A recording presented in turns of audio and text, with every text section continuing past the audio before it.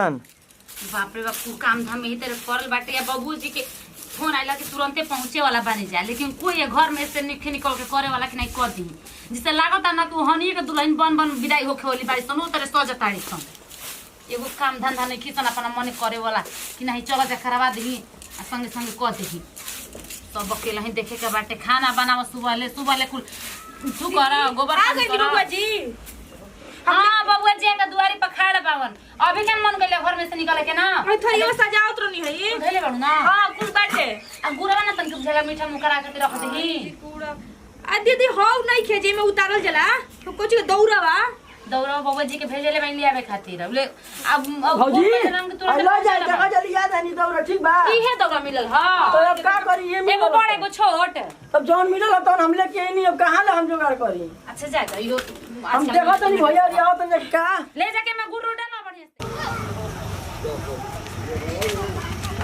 अब आउ ये तो कथि चलाइयो वो ना जाए हम के ये रखाला जैसे किसी को तो नहीं हो सब वो नहीं कहां बा आज हम चले के तो क्यों मन नहीं करता हम गुड़ा खुलल बटा सब अच्छा कहता ये सब पैदल चले देखो गोली में ना चला सकेनी गोलियां में गोड़े कैसे ढुकी तो का आज ना पातल बा लिया के चली ना अब चलो उतर भैया हमें भैया चिड़ै दी जैसे उतरती सब तो सुनो ना फेने अब मुंडे भागत तक देखियो सब भसुर दे प्लस तक भसुर ताकत है जैसे चलो भाभी अरे भाभी आओ जाओ उतार के रोड पर हम लेके आगो धीरे धीरे तुम लोग घर में ढुका तो जा।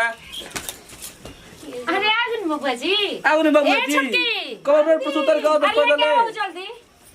कहां रहलु हो जाओ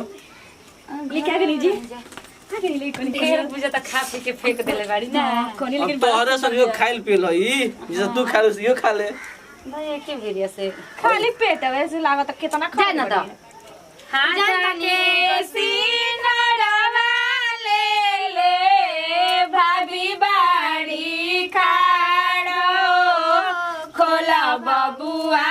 पलकी के वड़िया मंगिया बहोर बहो खोला बबुआ पलकी के वड़िया कैसे में खोलिया भी पलकी के वड़िया हो मोरे जांगे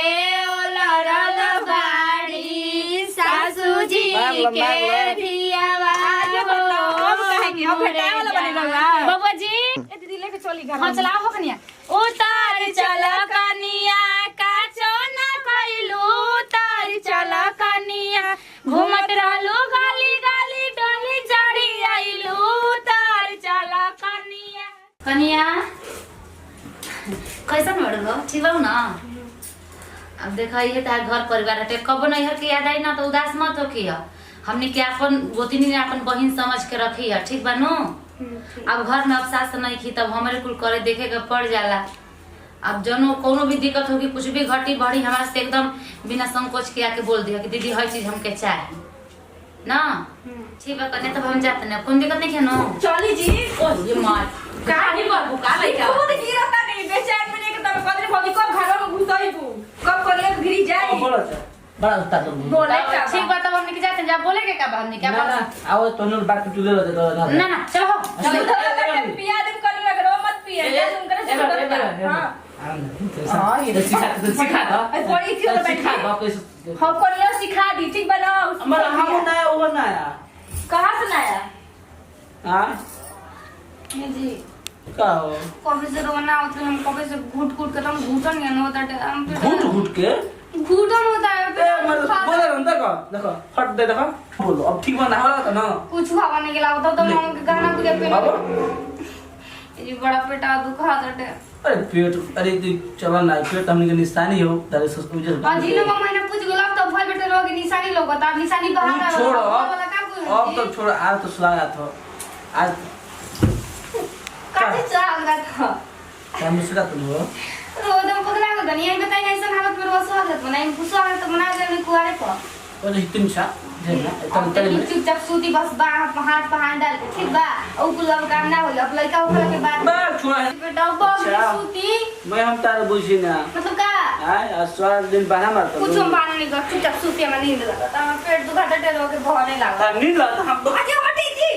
बस ओ बेटा मुझे से पूछा था कि तुम दमे धरते यही पर आओ ओ ये माई अरे बेटा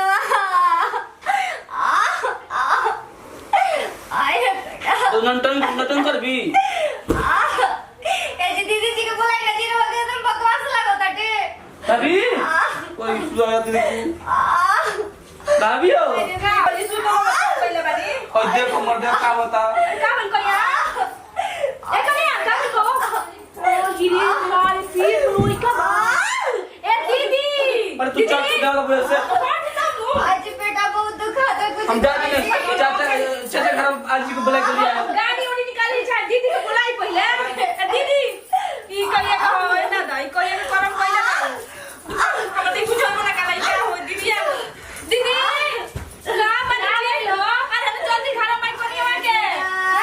ओए देखो ओए फोके वाली तू तारा तरह जे तो पेटा तन लागल तो हम पहले पिए ले भी कुछ करे तो कर के डॉक्टर को हाथ बुलाओ जाता नहीं अच्छा तो दर्द है कुछ अच्छा पेटा खोल ले बाड़ू और पेट जोर लगा जोर लगा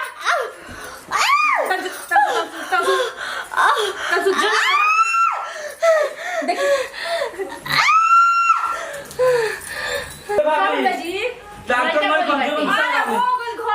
भगवान जी क्यों ना कौन ना करे आ ये मैं छोड़ दंदा सब करे में का के खेलेबा अब हमारे में तो हमारे हे भगवान हे सब मेहर मौग ना देखनी एक के कर रे और मत मारो हो हमर लिखवा हो बोरा नहीं फिट करके हो जे नहीं तो ओ गई बोले तो करतन जी हां तो भी सब कर तो नहीं का जी के जाके मिलो तो नहीं का इधर आ बाप रे बाप अपना संग संग एगो आदमी के मुंह में करके पोतवैला हे भगवान तू कैसा रे को तो मैं कैसा रे कि कुआर में मिले देत रहलन कहां डर तो जोगा के कहां डाटो तड़ो जत लेके खेलावा खेला ये अगल ऑफिस के खियावत रह बैठिए ने अब चला थोड़ा का रसगुल्ला खियाई बैठ के